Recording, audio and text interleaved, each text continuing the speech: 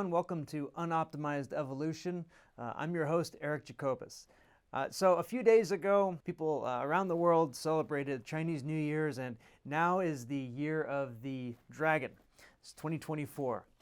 And I thought it would be, this is an opportunity to talk about astrology and zodiacs and Chinese martial arts.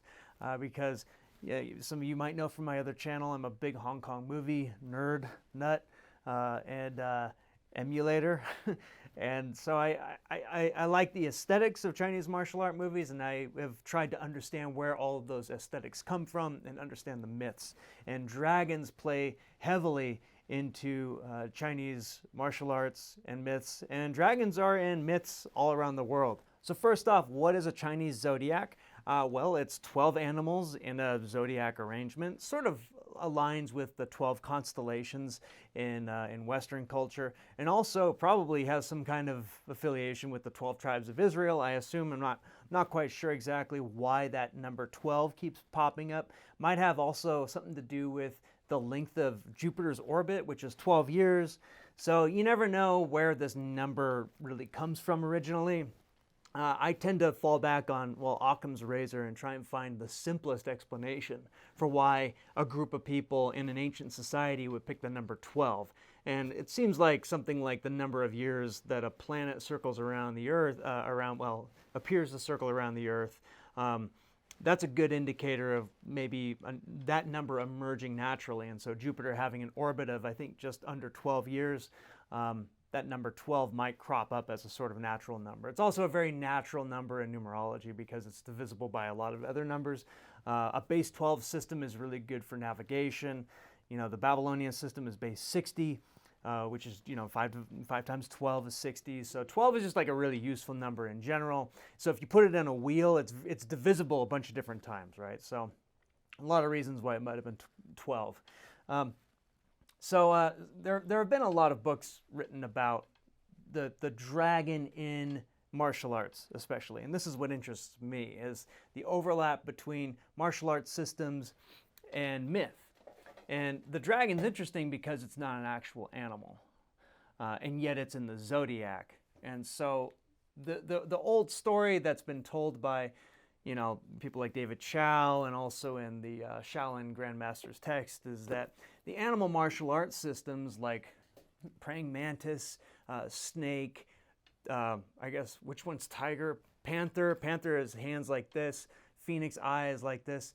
The idea is that there are these forefathers, these patriarchs who founded these martial arts systems by watching animals, and so they derived their martial art movements from animals. And so snake practitioners go like this, they attack with their fingers, you attack weak points and whatnot. With eagles, you use your fingers to grab clothing, to grab skin, to grab, fish hook somebody's mouth, whatever it's going to be. But with something like dragon, you're sort of hard pressed to understand where exactly the movements come from because dragons don't exist. Sorry to break it to you, they're not real. If you find one, though, send me a video. I'd love to see it and prove to you that it's just CG, because these are floating around there on the internet.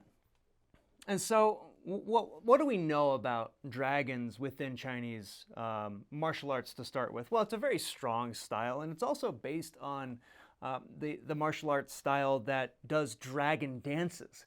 So there are a lot of Chinese martial arts schools out there that will do lion dances and dragon dances. And dragon dances are a festival event. They'll parade the dragon around in a circle. It's very beautiful.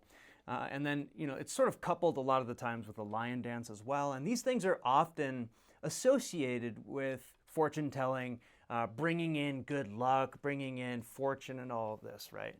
And these are very common kind of motifs in these festivals. And dragons, you see them everywhere in Chinese culture. You see them on gambling implements. You see them in everything, right? And the dragon, there's going to be a lot of there's a lot of disagreement about where the idea of a dragon comes from. But I find that what's so interesting is that the dragon is so prevalent in every place in the world. If I were to put my money on something, it's that it is the path that a river takes, specifically a river, because again, at the founding of Chinese society was the flood plan by Yu the Great, who figured out a way to, redirect water and solve the flooding issue. And if you were to imagine the floods and famine being one of the biggest issues in China, which it always has been in ancient history anyway, then you can kind of imagine why a river would be seen as this incredibly powerful entity, right? And so when you mythologize a river, it looks like this sort of serpent, right? Anyway, that's just my theory. You don't have to believe it. But that is all that's to say that dragons are everywhere. So what is it exactly about the Chinese dragon that is unique? Well, again, it's associated with the martial arts system, and the martial arts system is always very strong, as is any martial arts system associated with dragon dances, lion dances, etc., that focuses on strong footwork, a strong foundation, strong legs. Dragon martial arts systems, they have a lot of sweeping motions because of the dragon tail and whatnot.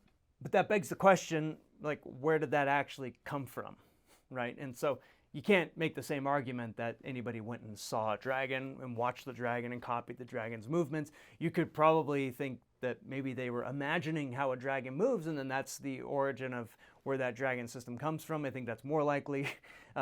Also, what's likely is probably this is how you just had to move when you were doing the Dragon Festival. So in James Frazier's The Scapegoat and the Golden Bough, he talks about human sacrifices that are thrown to crocodiles. And why would you throw a human sacrifice to a crocodile? Well, the way that the people who do it, the way that they explain it, is that they are giving a bride to the dragon, to the water dragon. Now this again, you now have an example of a dragon being associated not with a river, but with a creature in the river, in particular a crocodile or an alligator. And so why do they do this? They do this so that the dragon can get married and they're able to cross the river as a result, right? Which is sort of a way to distract the crocodiles so that you can lead your herd across the river. Later on, the human sacrifice is substituted for some kind of animal sacrifice, and people still do this to this day. They'll cut up a cow and they will throw it to the crocodiles, not for any particular utilitarian purpose, but just because they're sort of maintaining this myth that the crocodile, the dragon, has to be appeased. And so why is it then that we have these stories about the dragon with the princess in the castle? You think about Mario, for example, right, with Koopa keeping the princess in the castle, and Dragon's Lair, and any pop culture, right? I'm a millennial, so you have to excuse me. I'm sort of referencing these 80s films, Dragon's Slayer also. And so this is a very common sort of theme. And why is it that you have a dragon keeping a princess? Well, I think more importantly, it's critical to look at what happens when you no longer have to give a human sacrifice to a crocodile. Not that you ever do have to, but why would they stop doing it? Well, one reason, for example, if you were to build a bridge across the water, or if you were to start throwing a cow to the crocodiles, you would basically remove the need for a human sacrifice, right? You would remove the need to marry the bride to the dragon. And so this could be sort of remythologized later on as the hero going into the castle, crossing the bridge, for example, right? And removing the princess from the clutches of the dragon, right? Who used to marry her, no longer does, because we now have the technology to cross the river, throw the cow in there, or whatever it is, right? We have abandoned human sacrifice and taken up a different kind of sacrifice so that we can, get the bride back. You also see this in, you see kind of a vestige of this in the St. George of Rouen, who slayed a dragon as well. There's not a princess involved in this, but there is a prisoner release. And so rather than talking about dragons as if they're these like psychological concepts, I think it's more useful to look back at what they actually were, right? It wasn't just how people perceived the dragon. It was actually something physical that they had to do in order to get from point A to point B. They had to do something terrible, at least they thought they did. And that was where the original dragon came from, is some kind of old ancient action, right? So rather than psychologizing, I always try and go for the very physical, the very concrete explanation for why a dragon would emerge within the language. And so it's very possible that the dragon emerges in a similar way in Chinese culture. So that said, what now is a zodiac, and how do you get a zodiac? Now, bear in mind that the 12 animals of the Chinese zodiac, it's not the only zodiac in Chinese culture. In Bagua, there's a 8 trigrams as well, right? There's an 8 animal system called Bagua, which is 8. Ba, right? Ba is 8. So why do they have 8? Why is there a 2 animal system in tiger and crane? And so these kinds of questions now, people don't really ask these things anymore. They just sort of assume that, yeah, the assumption is that they just sort of decided on certain animals that were the most popular or whatever it is, and they put those into a system and generated the 12 animal zodiac that we have now in China. Well, I think that the answer is probably a little bit deeper and, in my opinion, more interesting than that. James Fraser, this is part 1 of Totemism and Exogamy. This is his other great series. He's got 3 great series: Golden Bough, Totemism and Exogamy, and Folklore in the Old Testament. Totemism and Exogamy, there are 5 books of this, so it's about 2,500 pages. It's worth the read, though. And he talks, oh yeah, this is a well-read copy, by the way. He goes through the kinship systems of ancient Australia, Africa. When I say ancient Australia and Africa, I mean not just as Europeans saw it when they arrived, but also whatever records they had, right? Ancient, according to him. And so when you look at Australia, for example, even when the Europeans met the Australians for the first time, Australians also had animal systems. Native Americans had animal systems. Africans had animal systems. And many of these animal systems still exist.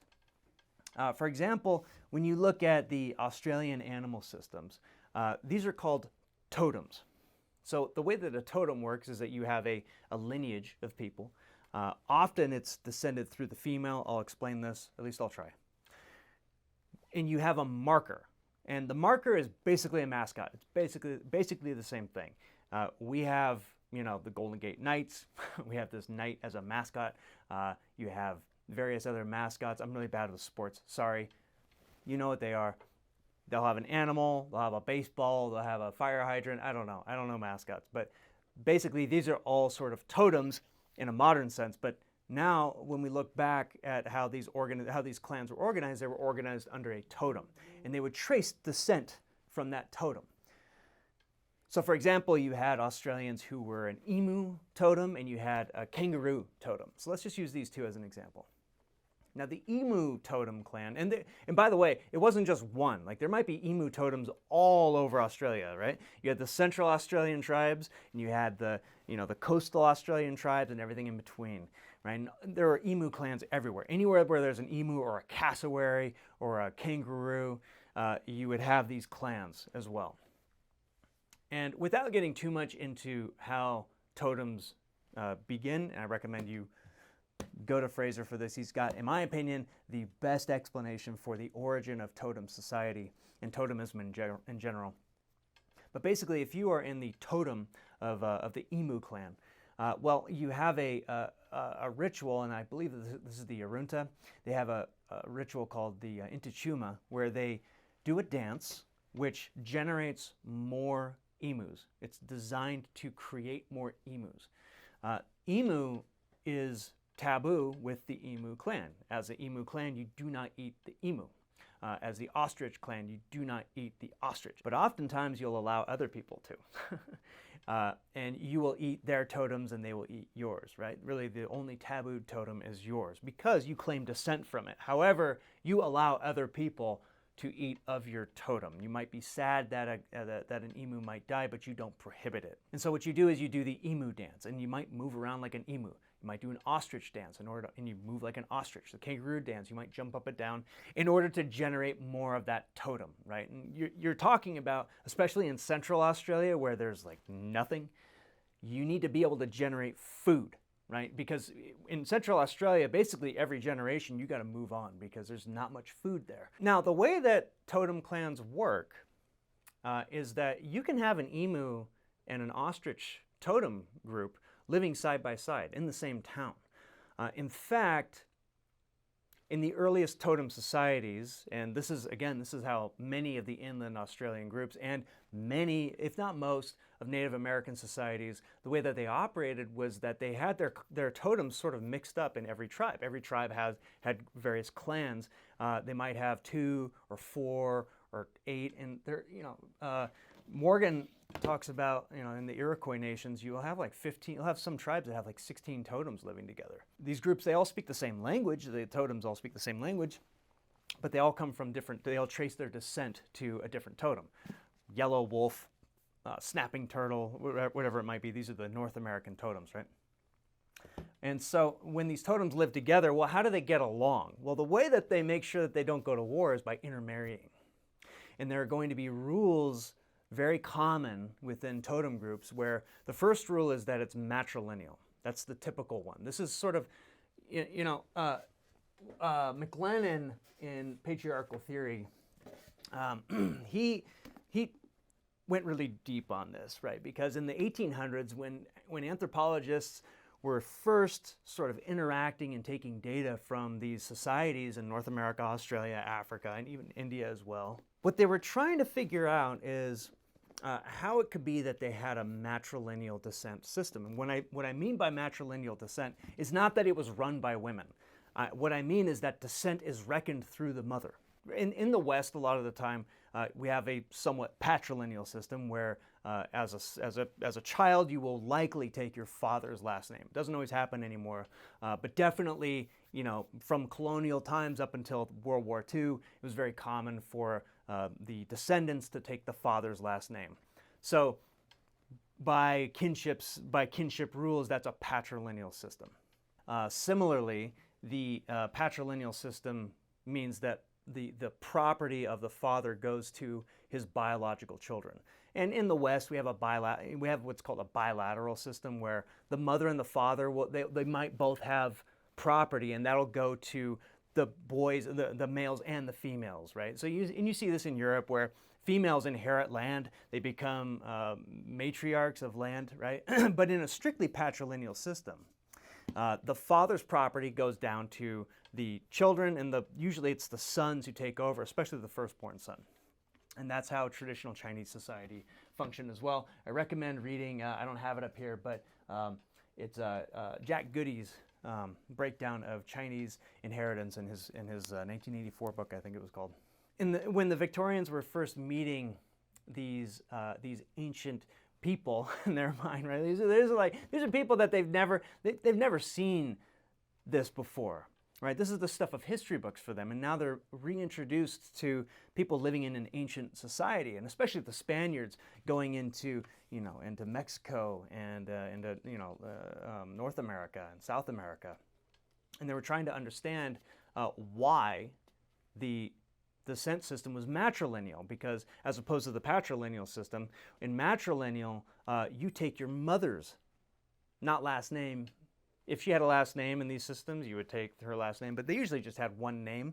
Instead, you took her clan totem, her clan marker. So if your mother's an emu, you're an emu. Now, what about the father? Well, we have to actually be careful about terminology now, because when you're talking about a totem society, the terminology is totally different. And that's why it's really important to study this stuff, especially if you read the Bible. In the Bible, there's a lot of mention of families and fathers and sisters and all this. And if father and mother is used in a sort of Western term, that means that these are your biological parents, right? But in totem society, a father might be considered your classificatory father, which means that he's not your blood father, it's that he's the one who is your sort of paternal caretaker. So in a matrilineal system, your father might actually be your maternal uncle, your mother's brother. In fact, all of your mother's brothers might be your father's. Your biological father, I don't even know what that name was. I think sometimes that man would be called your mother's husband, right? And there are various reasons for this. I won't get into it, but this is sort of the rule of thumb, where you not only take your mother's clan marker, but you identify your father as her brother. Interestingly, too, in I think it's in Hindi, the word for uncle is mama, right? So it sort of shows that there's this vestige of matrilineal descent where you weren't as close to your biological father as you were to your mother and her siblings. This goes back to probably a time when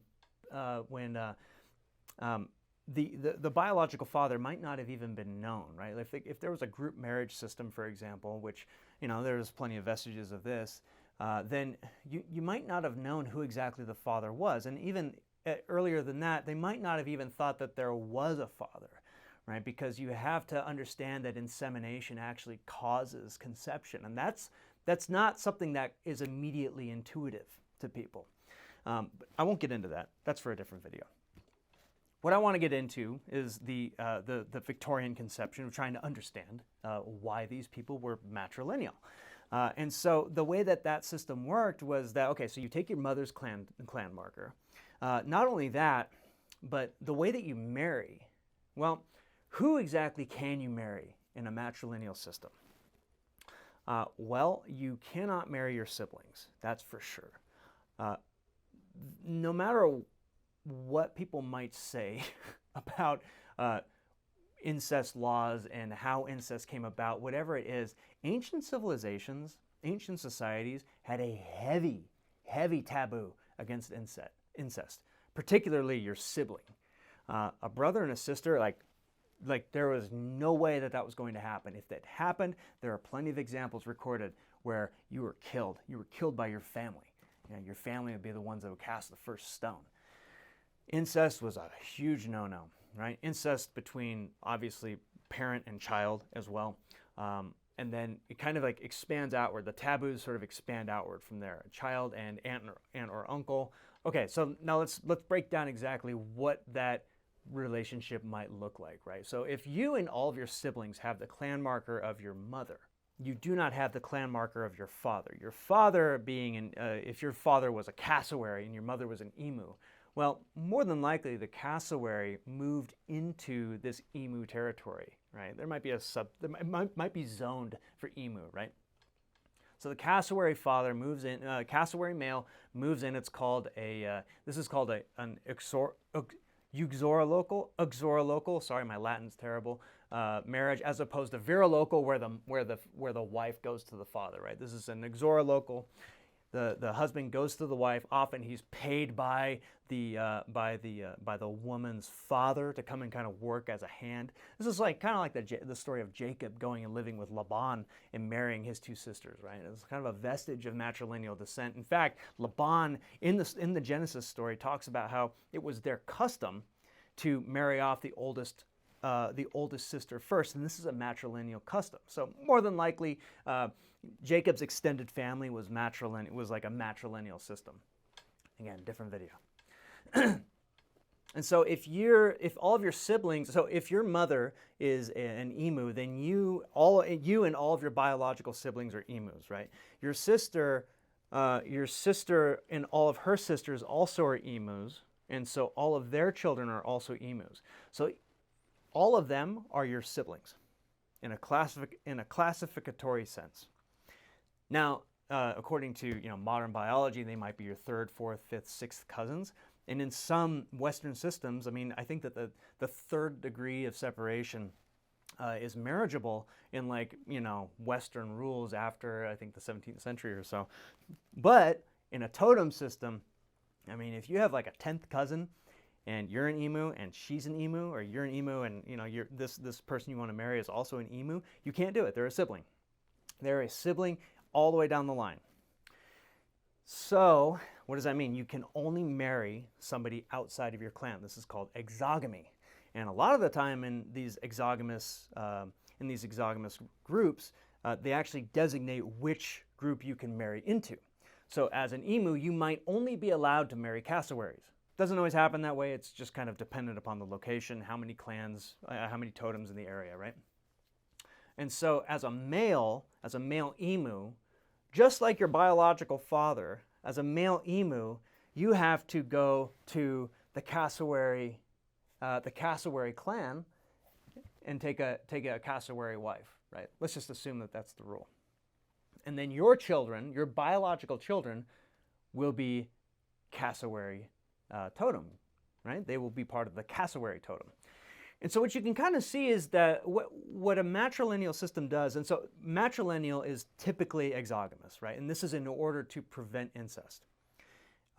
It's not just to prevent incest, though, because a lot of the time people think that the incest prohibitions were so that you wouldn't have genetic defects and whatnot down the line. But this is like not obvious, because it takes many generations for that to happen. Talk to horse breeders, right? It takes a lot of generations before you get a sterile horse, and even then, there are stories of sending the horse out to pasture and it'll lose its sterility, it'll be fertile again, and then bring it back. So it's very, in my opinion, it's very debatable whether this is the reason why. I think that the more likely reason is that what you want to do is you actually want your emus to intermarry with the cassowaries so that you don't fight.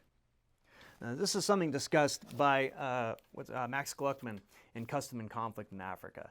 And it's sort of this natural push and pull where you not only have your totem clan that you have loyalty to, but you also have your wife and her children whom you are loyal to as well. And those are two different groups, right? So as an emu, you're loyal to your emu clan. If your emu clan goes to war, you're probably going to be called to war to go fight for them. Or if you're far away, you're going to be expected to be an ally to them.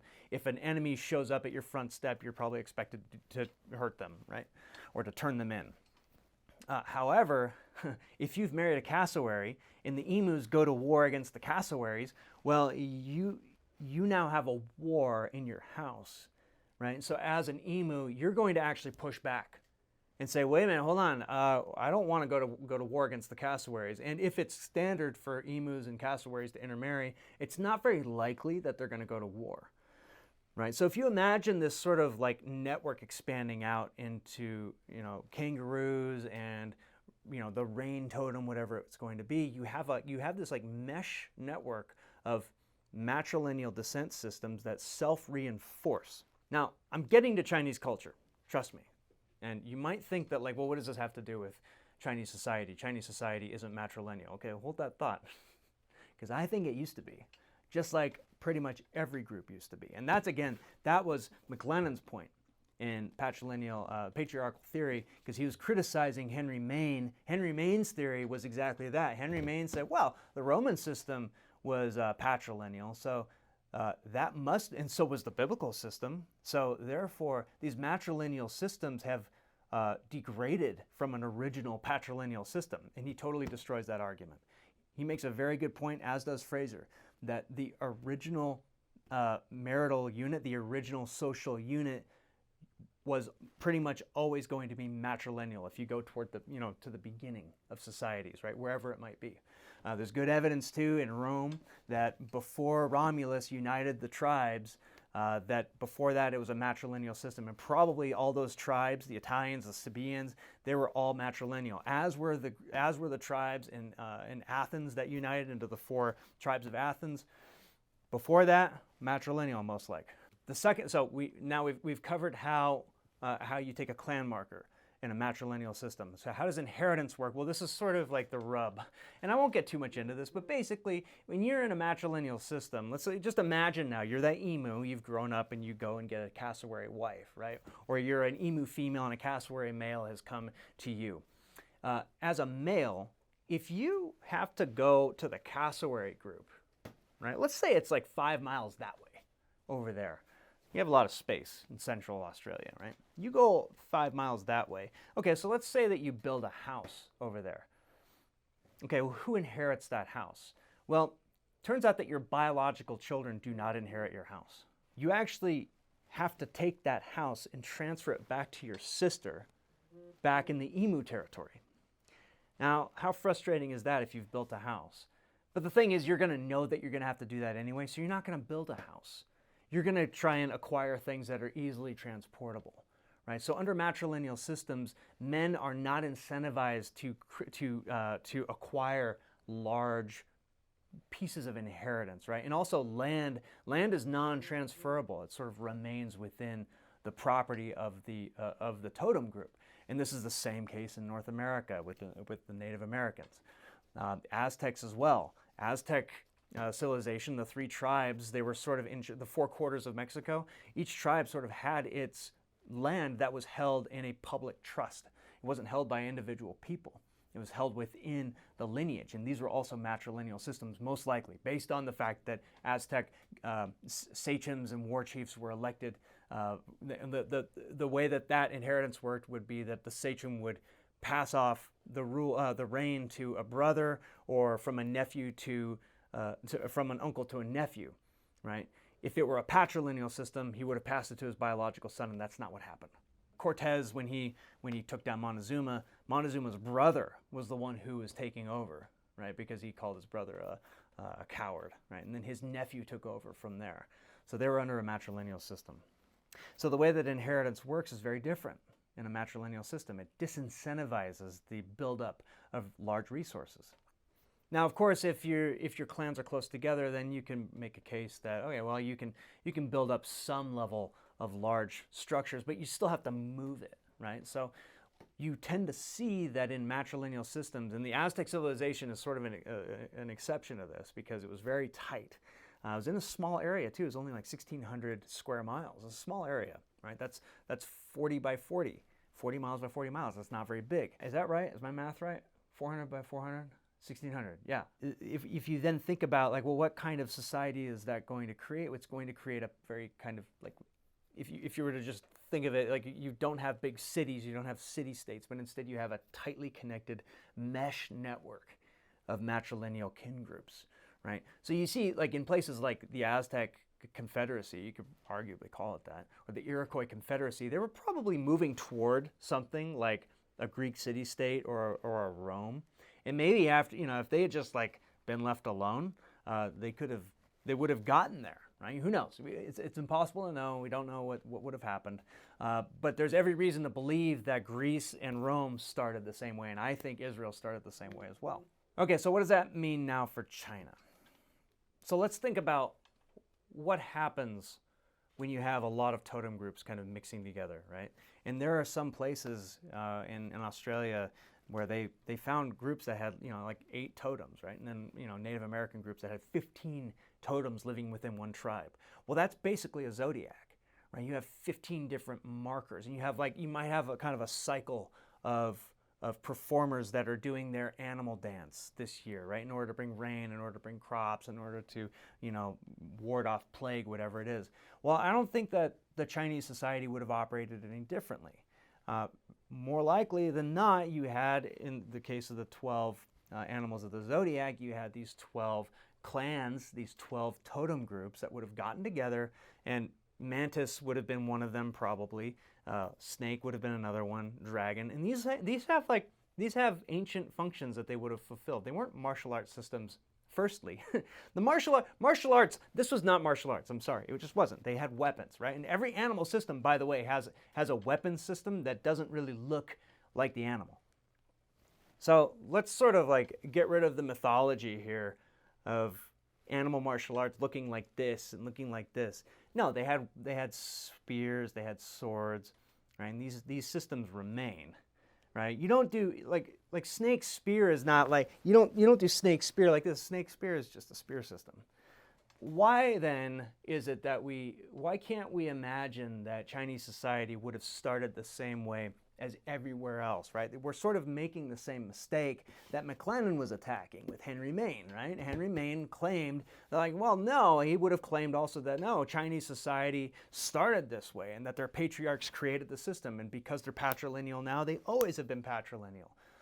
Well, I don't think that can breed a horoscope. I don't think that it can breed a zodiac. I think a zodiac is a product of a matrilineal system that's intermarrying. Now, what happens when you transition from a matrilineal intermarriage system into a patrilineal system?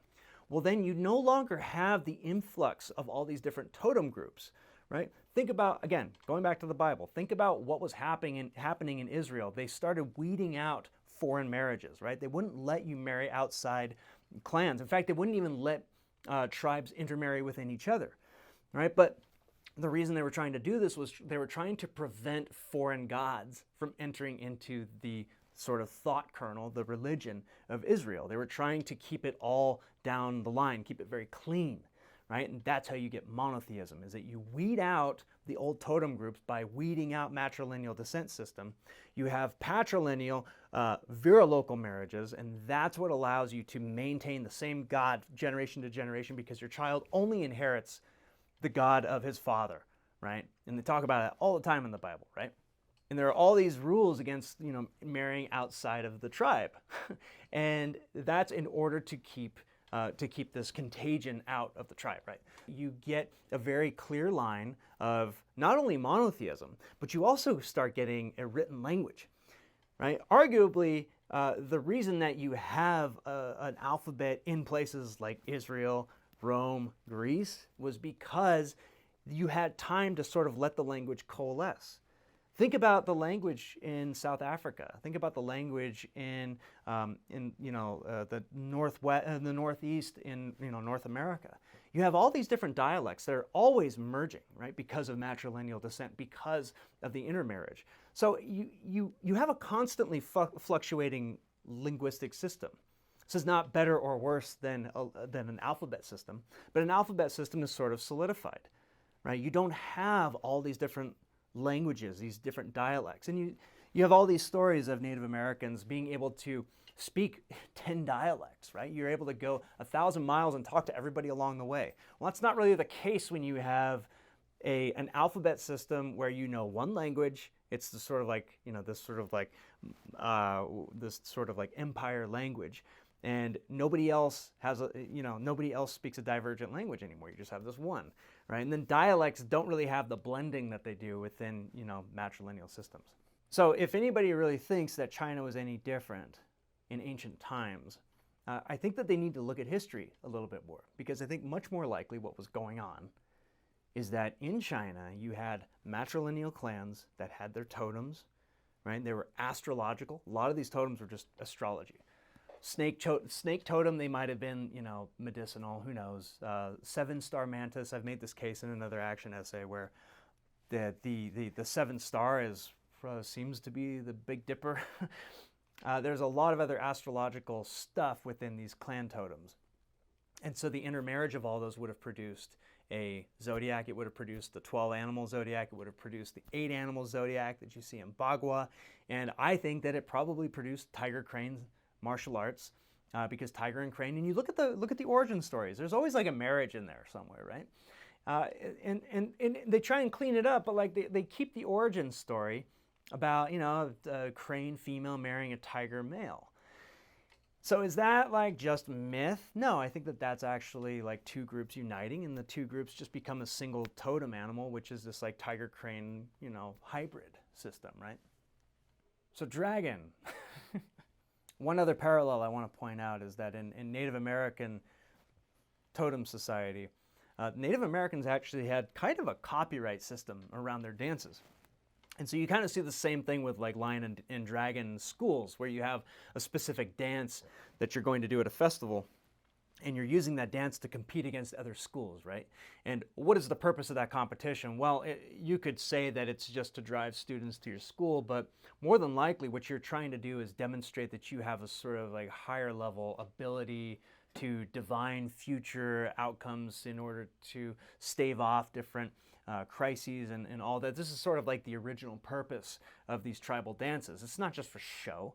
These things had real purposes, and those things might not have worked, but that was what their purpose was. It wasn't just flashy. And they even had these sort of like auditions where you could test out a dance, and I can't remember which tribe it is, I apologize. But again, Fraser talks about it in North America. The tribes would allow you to try out a new dance, and if it looked looked good, if they thought that that would work better than other dances, your dance would sort of get put into the curriculum, and then the tribe would own that dance. And so that's very similar to what we see with dragon schools in Chinese martial arts. If we're to believe that Chinese martial arts came from these patriarchs who learned their martial arts systems by witnessing either real animals or mythological animals, I think we do a major disservice to anthropology and cultural studies in general. I think that we're ignoring something that just because it's not written that way anymore, the record can be cleaned, right? The record can be scrubbed, as it is so often. This is not an attempt to undermine, matriarchies and whatnot. No, what you're trying to do, if you're trying to erase the vestiges, the remnants, right? If you're trying to erase the evidence of matrilineal systems, it's so that you can ensure that your current legal system maintains a patrilineal system. Why would you do that? Why would you get rid of the matrilineal system? Well, if you need to build cities, see what I'm going for? When you have the Mongols or the Manchus attacking from the north, or pirates attacking from the south in China, right? Or Arabs attacking from the east. Well, it's definitely in your interest to start building cities, to build fortified structures, right? How do you do this? Well, you can't really do it within a matrilineal system. You have to have a patrilineal system so that your property can remain local with your offspring who can take over and continue building it. And why wouldn't that have been the course of events, right? So I think that it's a more logical approach to understanding Chinese martial arts is to just assume that there was a big shift that happened, right? And the record had to be scrubbed, right? You had to kind of erase all mention of matrilineal systems, because keeping those matrilineal systems would threaten to reduce your ability to build up cities and defend yourself against Mongols, Manchus, whoever it might be. I know I'm going to upset a lot of people with this theory. Please tell me in the comments what you think. Give me evidence to the contrary. Please tell me if it's impossible that matrilineal systems were in place in China. If that's impossible, show me how. Absence of evidence is not evidence of absence. Because everything that I've talked about, all the different societies, they all started that way. They all started with matrilineal systems. Aryans started with matrilineal systems, right? Everybody starts that way. The Hebrews, in my opinion, most likely started with matrilineal systems. I think that's why Abraham was allowed to marry his sister, Sarah, because they shared a father, which means that they would have been from different clans. All right, so just for fun, I thought I would go over what my sign is. So I'm apparently a wet dog, or a water dog, excuse me, that's my sign. I was born in 1982 in March. So I'm a water dog. So let's see, what is a water dog? A water dog is loyal. That's kind of true, I guess. Steady worker, most intuitive. I'm not intuitive. I'm just not. I'm a natural diplomat, that's true. Too passionate, I can be passionate. I have trouble, I can't read my own writing. Trouble writing, no, trouble trusting others. That's not true. Less independent, more pack-oriented, definitely not true. That's from astrologyk.com. Yeah, my goal is not to take a dump on astrology, right? These things all come from somewhere, right? Astrology comes from something, right? And everybody has astrology. And the West has astrology. We used to think, and a lot of people still do think, that the stars exert some kind of influence depending on where the planets are and which houses and which phase of the moon we're at, right? All these things sort of come from somewhere. They're not philosophical at the beginning. At the beginning, they're just trying to be explanatory, to try and understand why things are the way that they are. And Chinese zodiacs are no different. So let's stop treating Chinese culture like it's any different from Greek, Roman, Indian, Native American, or African culture. Let's just treat it like it's the same damn thing, because they're the same damn people as you and me, right? And they all started from the same damn place. Damn it. Thank you.